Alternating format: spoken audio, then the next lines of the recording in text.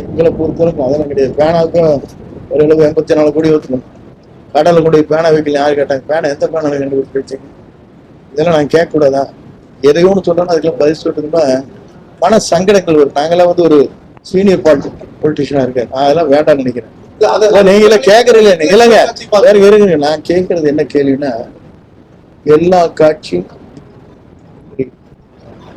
அவருடைய வாழ்க்கையில் இன்று சரித்திரம் படைத்து திரைப்படத்தில் இதுதான் நான் நடிக்கின்ற கடைசி படமாக இருக்கிறது என்று சொன்னதற்கு பிறகு இதை முடக்கி வெளியே வராமல் செய்தது யார் என்பது நாடு அறியும்.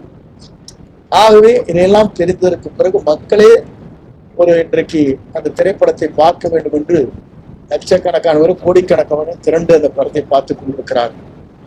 ஆகவே அதெல்லாம் பார்க்கிற போது அவங்களுக்கு கொஞ்சம் கஷ்டமா தான் இருக்கு. ஏன்னா இந்த படம் தேர்தலுக்கு முன்னால் வந்திருந்தால் 234 சீட் நாங்க தான்